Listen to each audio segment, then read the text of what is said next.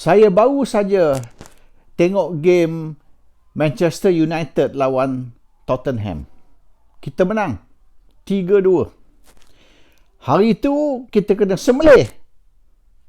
Teruk kita kena sembelih. Dan ramai kata malam ni pun kita akan kena sembelih juga. Sekali lagi.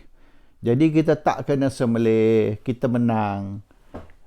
Tapi kita tak sembelih lah Tottenham. Kita menang 1 gol. 3-2. 1 gol. Dan dia orang kata tak apa. Hari itu kita kena sembelih. Tapi malam ni walaupun kita menang 1 gol.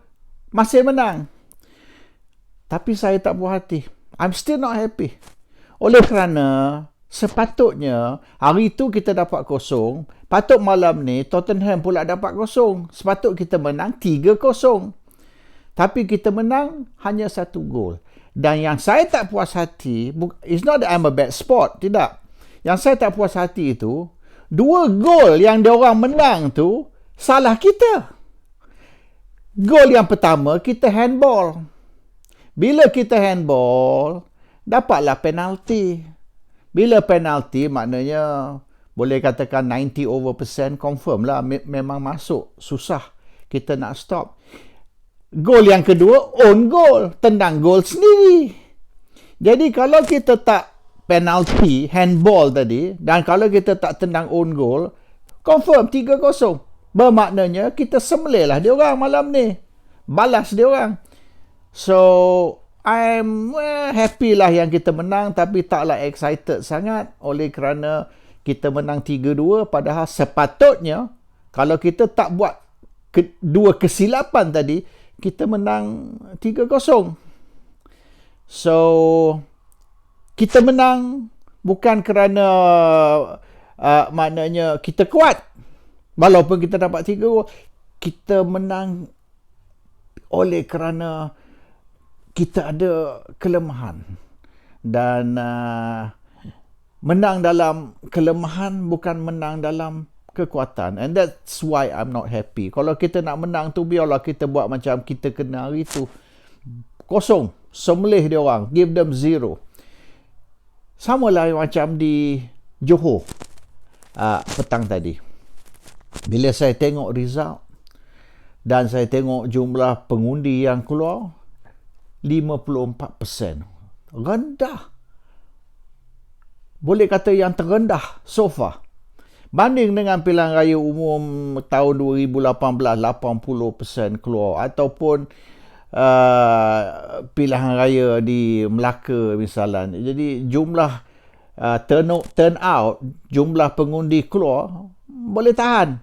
Tapi 54% bermaknanya 1 juta rakyat tak undi. Ada yang kata tak apa. Maknanya kemenangan tetap kemenangan. Tak kisah 1 undi ke, 1 kerusi ke, we still win, especially bila kita menang 2/3, which is okay lah, very good lah kalau kita menang maknanya dengan jumlah yang majority tinggi.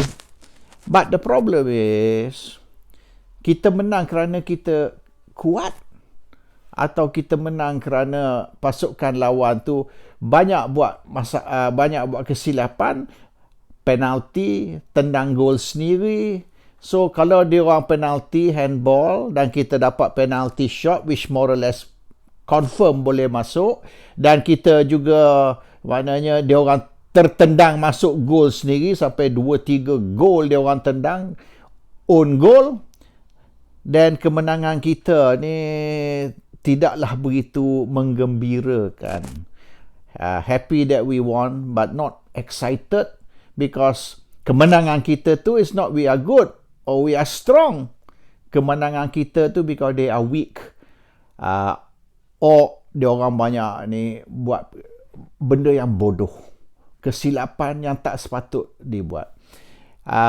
And kalau kita nak guna kemenangan di Johor hari ini sebagai alasan, wajar kita bubar parlimen kerana we are on a winning streak. The blue wave has happened. And kalau kita banding dengan Melaka baru ni dan Johor hari ini, confirm we are on a winning streak, and therefore kalau kita bubar parlimen, Sah kita akan menang dengan 2/3. Tak boleh kira. Perangai orang Melaka ni lain. Perangai orang Johor lain. Perangai orang Selangor, Perak, Penang lain lagi. Orang Terengganu, Kelantan, Kedah lain lagi. Sabah, Sarawak jangan kira lah. Lain terus perangai dia. So Malaysia ni is not Melaka. Malaysia ni is not Johor. We have Sabah, Sarawak, Malaysia, Terengganu, Kelantan, Kedah, Malaysia, Selangor, Perak dan Penang, Malaysia. There's many Malaysia di dalam Malaysia. And kalau kita ambil one part of Malaysia sebagai ukuran dan kita kata ini akan menunjukkan yang seluruh Malaysia sentimen sama, that's not right. And we have to be careful. Because the mentality Melayu katalah. Melayu Kelantan, Melayu Johor ni lain tau perangai. Pemikiran dia lain. Kalau kita tengok Melayu Kelantan, kalau kita tengok Melayu Johor, macam kedua-dua negeri ni bukan dari negara yang sama. They are as if they are not Malaysians. And orang Sabah Sarawak lagi, walaupun ada orang Melayu di sana, Sabah Sarawak ni dia anggap Malaysia ni ataupun semenanjung Malaysia ni sebagai kolonis. Dan mereka ni seumpama mereka ditakluk oleh Malaya. They are not Malaya. They were never part of Malaya. They joined Malaysia bersama Malaya. So dia kata Malaya ni take over Sabah Sarawak. So you are Malaya, we are not.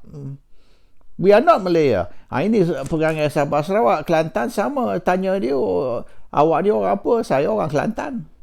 Saya orang Kelantan. Saya bukan orang Malaysia. I'm Kelantanis. So perangai mereka ialah I'm Kelantanis first. And I'm or rather I'm Muslim first, Kelantanis second, Malay third, Malaysian tu jatuh nombor 4 bagi dia orang ni. So different mentality, otak lain-lain, and as I say, tidur satu bantal, mimpi lain-lain, and kita tak boleh guna the south part of Malaysia iaitu Melaka dan Johor sebagai panduan, sebagai ukuran bahawasanya seluruh Malaysia sama. And then kita kata, tengok bila umum kemenangan di Johor, orang sorak, orang tepuk, dia orang melaung, bubar parlimen, bubar parlimen, bubar parlimen. Itu menunjukkan orang Melayu nak parlimen dibubar. Orang Melayu mana? Kita ada 20 juta orang Melayu dalam Malaysia. Yang melaung bubar parlimen tu berapa orang? 2,000? 1,000? Tak boleh ambil 1,000, 2,000 orang menjerit. Maknanya ini menggambarkan pandangan atau sentimen 20 juta Melayu. No. And jangan lupa, yang grup yang melaung nak bubar parlimen, nombor satu, mereka tak menghormati Perdana Menteri. Mereka melaung bubar parlimen bukan kerana mereka menang di Johor. Mereka melaung bubar parlimen kerana Perdana Menteri masuk Dewan. Apabila Ismail Sabri Yaakob masuk dalam Dewan dan diorang nampak Perdana Menteri masuk dalam Dewan, maka mereka melaung untuk nak memalukan Perdana Menteri. Ini actually they are trying to insult the Prime Minister yang sebenarnya. Kalau Ismail Sabri tak masuk Dewan, dia orang tak akan menjerit bubar parlimen. Dia menjerit oleh kerana Ismail Sabri masuk. Dia nak menunjuk kepada Ismail Sabri bahawasanya kita ni penyokong Najib. Kita ni bukan penyokong awak. Jadi awak masuk, kita tak hormat. Bila awak masuk Dewan, kita menjerit. To show you, we don't respect you. Kita buat kurang hajar kepada awak sebab kita tak hormat awak. It's a demonstration yang sebenarnya tadi. It's not the demand bubar parlimen, atau it is not even a celebration. Itu bukan satu celebration. It is a demonstration. Nak menunjukkan Ismail Sabri yang kita tak sokong awak. Kita nak bubar parlimen supaya awak boleh dibuang. Dan kita tak mau awak sebab kita ni penyokong Najib. Jadi, kesilapan diorang ni, diorang telah buktikan, diorang telah menunjukkan yang Najib ni tidak bersama Ismail Sabri. Najib ni maknanya dengan Ismail Sabri ni ada tim A, tim B. Ismail Sabri tim A, Najib tim B. Dan buktinya, penyokong-penyokong Najib menjerit dan buat kurang hajar kepada Ismail Sabri tadi. So, the implication is very bad actually. Dia orang ingat, dia orang pandai mungkin.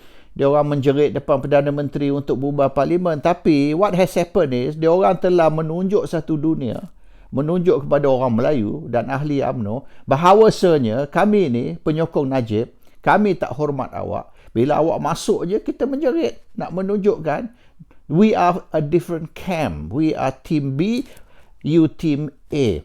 That's very bad. Sebab, UMNO sepatutnya memberi gambaran yang there is unity. Maknanya UMNO menang di Johor ni kerana kita bersatu.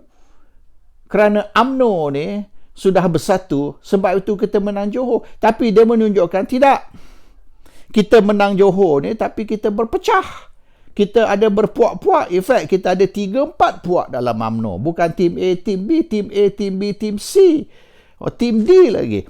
So this is satu perkembangan yang boleh kita katakan tidak sihat, and banyaklah kita tendang gol sendiri, dan the other side pun tendang banyak gol sendiri termasuk penalty shot, dan kita menang oleh kerana kelemahan dan kesilapan mereka. Tapi macam mana kalau mereka mengatasi kesilapan mereka? Okey, yang UMNO menang tu ada beberapa kursi UMNO menang tak sampai 50%. Undi 40% lebih sikit aja undi.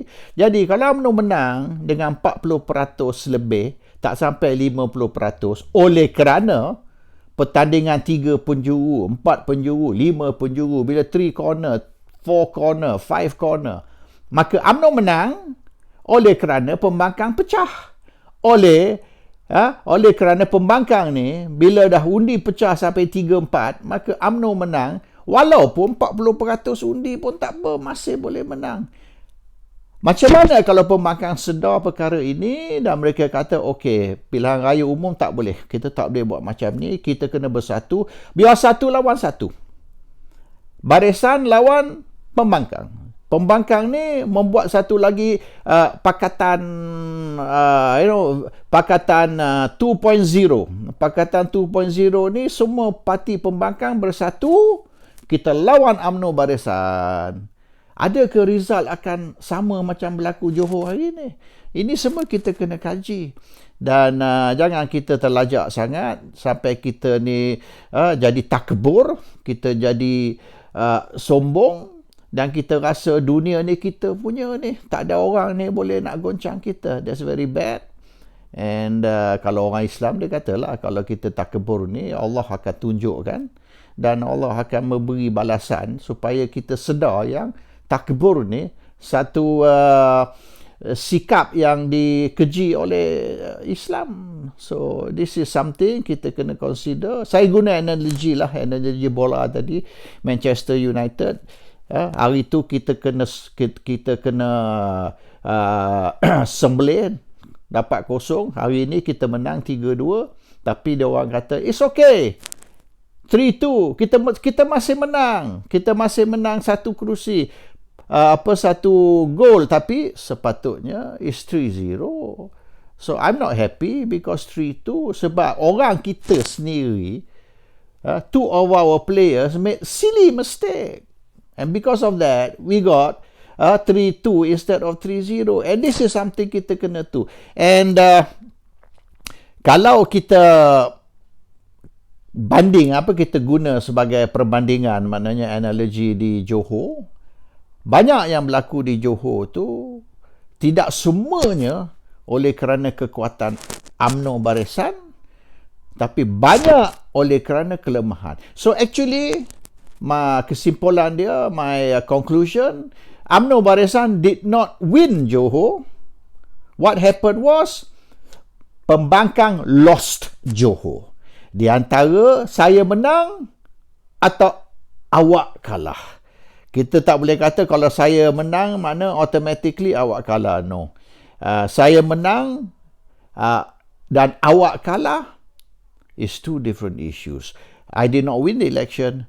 You lost the election.